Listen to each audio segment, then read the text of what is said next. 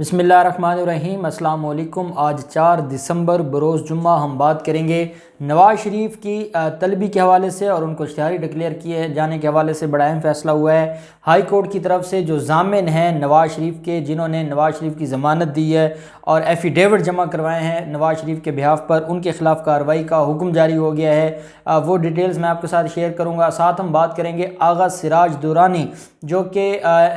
جو اسپیکر ہیں سندھ اسمبلی کے، ان کے خلاف آج سپریم کورٹ میں بڑا ایکشن ہوا ہے، بڑی کارروائی ہوئی ہے، وہ میں آپ کے ساتھ شیئر کروں گا۔ اور پاکستان پیپلز پارٹی کے ایک اور رکن ہے صوبائی اسمبلی سردار محمد بخش مہر، ان کے خلاف بھی آج سندھ ہائی کورٹ میں بڑی اہم کیس کی سماعت ہوئی ہے، وہ آخر میں آپ کے ساتھ شیئر کروں گا۔ پہلے ہم بات کر لیتے ہیں آغا سراج درانی کے حوالے سے۔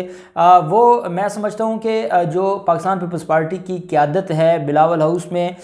یا وہ مراد علی شاہ ہوں، ان کے رائٹ ہینڈ ہیں، فرنٹ مین ہیں۔ سراج درانی ہمیشہ ریپرزینٹ کرتے ہیں، لیکن ان کی حالت یہ ہے کہ ان کے خلاف آمدن سے زائد اثاثہ جات جب کیس بنایا جاتا ہے تو نہ صرف وہ خود بلکہ ان کی بیوی، ان کی اہلیہ بھی اس میں ملوث پائی جاتی ہیں، اور ان کے خلاف یہ جو معاملہ ہے وہ اتنا گمبھیر ہو جاتا ہے کہ یہ اربوں روپے کی جعلی ٹرانزیکشن، منی لانڈرنگ کے فیک ٹرانزیکشنز، اور ساتھ جو انہوں نے بے نامی پراپرٹیز خریدی ہیں اور لوگوں کو لوٹا ہے، اور نہ صرف وہ اپنے نام پراپرٹیز لگوائی ہیں، اپنی وائف اور بچوں کے نام پر پراپرٹیز لگوائی ہیں، اور ان سارے لوگوں کے خلاف ریفرنس فائل ہوا تھا اور یہ سندھ ہائی کورٹ سے ضمانت حاصل کرنے میں کامیاب ہو گئے تھے۔ اس ضمانت کو چیلنج کیا تھا جو نیب ہے اس نے سپریم کورٹ میں، اور سپریم کورٹ میں جب اس کو چیلنج کیا جاتا ہے تو آج اس کے اوپر سپریم کورٹ میں سماعت ہونے کے بعد نوٹسز جاری کر دیے ہیں، اور 10 دسمبر کے لیے جسٹس عمر عطا بندیال صاحب کی سربراہی میں یہ 3 رکنی بینچ ہے جو آغا سراج درانی کی جو کینسلیشن آف بیل ہے اس کے اوپر سماعت کرے گا۔ سراج درانی اور ان کے اہل خانہ اور باقی ملزمان کے خلاف جو کینسلیشن آف بیل موو کی ہے جو نیب ہے۔ میں یہاں سپریم کورٹ آف پاکستان سے یہ بھی ضرور گزارش کروں گا کہ چودھری شوگر مل کیس میں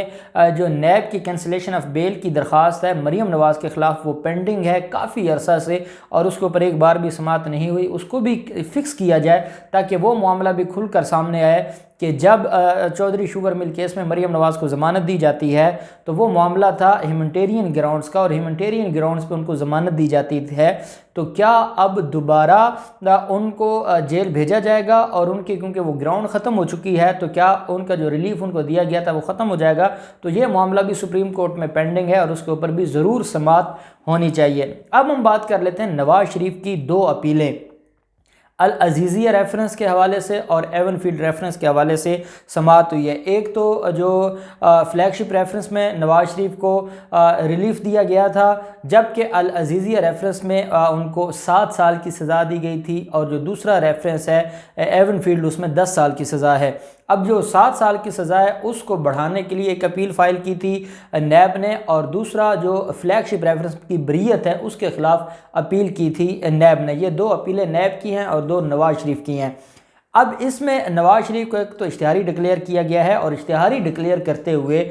جو اسلام آباد ہائی کورٹ کا 2 رکنی بینچ ہے 3 صفحات پر مشتمل دونوں اپیلوں میں اپنا جو فیصلہ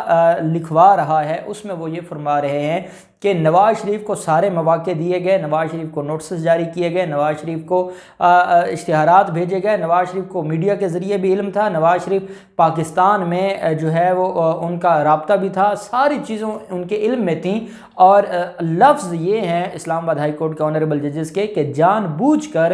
جو ان کا معاملہ ہے وہ اسلام آباد ہائی کورٹ میں وہ پیش نہیں ہوئے، اور عدالت نے کہا ہے کہ ان کو کوئی معافی نہیں ہے، ان کو جہاں بھی ملے ان کو گرفتار کر کے اسلام آباد ہائی کورٹ میں پیش کیا جائے۔ ان کے خلاف سیکشن 87 جو CRPC کا ہے پروکلیمیشن کا، اس کی کارروائی کمپلیٹ ہوتی ہے، اور اسلام آباد ہائی کورٹ نے ان کو اشتہاری ڈکلیئر کر دیا ہے۔ ساتھ اسلام آباد ہائی کورٹ نے یہ کہا ہے کہ جو ملزم ہے، ملزم کی جو درخواستیں ہیں یا جو ان کی اپیلیں ہیں، کچھ درخواستیں چاہ رہی ہیں اور کچھ ان کی اپیلیں ہیں، ان کے بارے میں کہا گیا کہ ہم نے جو جہاں زیب بھروانہ صاحب ہیں جو نیب پروسیکیوٹر ہیں، ہم عدالت نے کہا کہ ان کے ذمے یہ لگایا گیا ہے کہ وہ عدالت کو اسسٹ کریں اور اس کے اوپر عدالتی نظائر پیش کریں کہ کیا ایک اشتہاری کی جو عدالتی پروسیس کو مس یوز کر رہا ہے، جس نے عدالتوں کے ساتھ دھوکہ کیا ہے، فراڈ کیا ہے اور عدالت میں جان بوجھ کے نہیں آ رہا اور عدالتی جو آرڈرز ہیں ان کی ریسپیکٹ نہیں کر رہا، اس کی آنر نہیں کر رہا، کیا ایسے شخص کی اپیلیں قابل سماعت ہیں؟ کیا ان کی اپیلیں سنی جائیں گی یا ان کو میرٹ پہ خارج کر دیا جائے؟ تو یہ کویسچن آف لا ہے جس کے اوپر عدالت نے کہا کہ ہم نے جہاں بھروانہ صاحب سے یہ کہا ہے کہ اگلی تاریخ پر عدالت کو اسسٹ کریں، اور پھر پہلے عدالت یہ ڈیسائیڈ کرے گی جو متفرق درخواستیں ہیں، کچھ نون لیگ کی طرف سے ہیں اور کچھ جو ہے وہ ناصر بٹ کی طرف سے ہیں، جو مرکزی ملزم ہے جج Arshad Malik video scandal case میں۔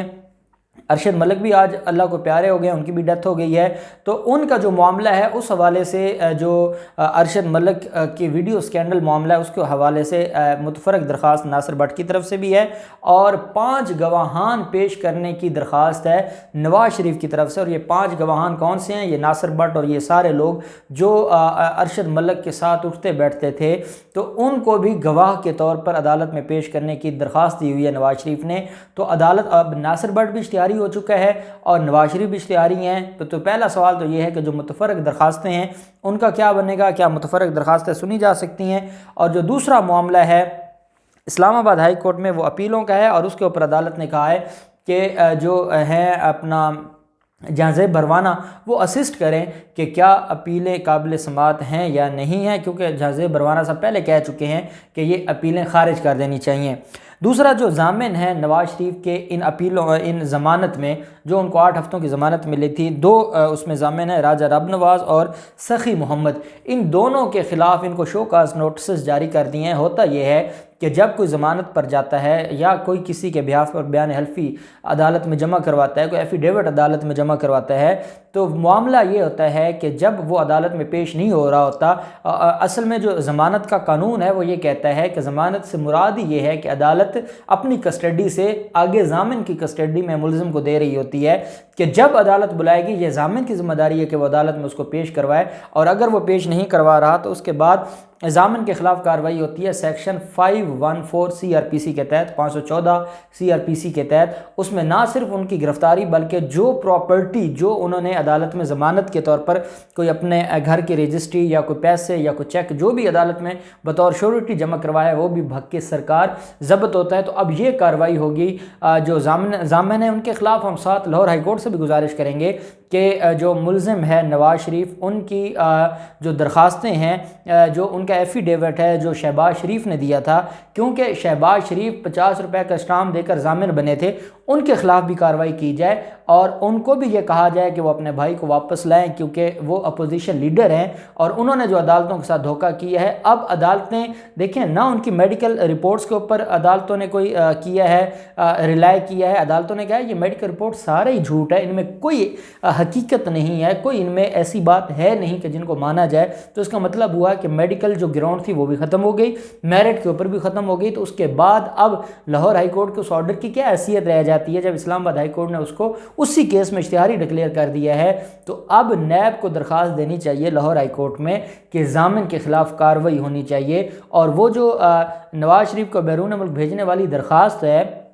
اس میں انٹرم ریلیف کے طور پر 4 ہفتوں کے لیے بھیجا تھا، اس کے بعد سے لے کے آج تک وہ کیس، وہ درخواست دوبارہ فکس ہی نہیں ہوئی، اس کے اوپر دوبارہ سماعت ہی نہیں ہوئی۔ جو مین درخواست ہے وہ آج تک پینڈنگ ہے لاہور ہائی کورٹ میں، تو اس میں اب سی ایم فائل کرنی چاہیے جو نیب ہے اس کو، اور اس کیس کو فکس کروا کے ایک تو وہ جو درخواست ہے وہ بھی خارج کروانی چاہیے on the basis of orders of Islamabad high court, اور ساتھ ضامن جو ہیں شہباز شریف ان کے خلاف بھی کارروائی ہونی چاہیے۔ تیسرا جو اس میں اہم پہلو تھا وہ تھا سردار محمد بخش مہر کا، جو کہ مراد علی شاہ کے قریبی ساتھیوں میں سمجھے جاتے ہیں، وہ ممبر ہیں صوبائی اسمبلی کے پاکستان پیپلز پارٹی کے۔ ان کی ایک درخواست ضمانت تھی آج سندھ ہائی کورٹ میں، اور ان کے خلاف ایلیگیشن یہ ہے کہ سندھ میں سکھر میں انہوں نے جو وہاں پر لوٹ مار مچائی ہے، سرکاری زمینوں کے اوپر قبضوں میں وہ ملوث تھے، سرکاری محکموں میں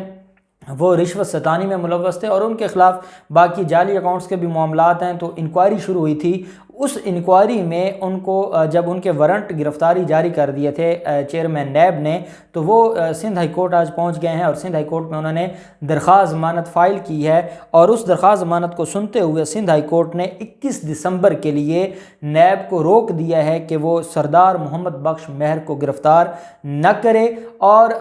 جو 21 دسمبر کے لیے نیب سے جواب طلب کر لیا ہے، نیب سے رپورٹ طلب کر لی ہے، اور نیب کو کہا ہے کہ وہ عدالت میں کمپلیٹ رپورٹ جمع کروائے، تاکہ جو معاملہ ہے وہ اب اس میں اگر تو ان کے خلاف کوئی بڑا ایلیگیشن ہے اور نیب کے پاس ثبوت ہیں، تاکہ یہ ضمانت خارج ہو اور معاملہ چلا جائے جو فردر اس میں جو کارروائی ہے اس کی طرف۔ اور اگر کوئی ایسا ثبوت نہیں ہے اور نیب ویسے ہی ان کو گرفتار کرنا چاہتا ہے تو پھر شاید ان کی ضمانت منظور ہو جائے۔ اب یہ ہو نہیں سکتا کہ کوئی مراد علی شاہ کا ساتھی ہو، پاکستان پیپلز پارٹی کا رکن صوبائی اسمبلی ہو، آصف زرداری کے خاص لوگوں میں سے ہو، اور وہ اس کے خلاف ثبوت نہ ہو یا اس نے کچھ ایسا نہ کیا ہو۔ یہ باتیں تو کم از کم ہر پاکستانی کی سمجھ سے باہر ہیں، لیکن اب سندھ ہائی کورٹ نے ان کو 21 دسمبر تک کا ریلیف دیا ہے۔ اب دیکھتے ہیں اس کیس میں بھی مزید کیا ڈیولپمنٹ ہوتی ہے۔ صرف جو نواز شریف کے معاملات ہیں، جو آغا سراج درانی کے معاملات ہیں، اور جو سردار محمد بخش مہر کے معاملات ہیں، کیسز ہیں، ان کی تفصیلات سے ہم آپ کو آگاہ کرتے رہیں گے۔ اللہ پاک پاکستان کا حامی و ناصر ہو۔ بہت شکریہ۔ اللہ حافظ۔ پاکستان زندہ باد۔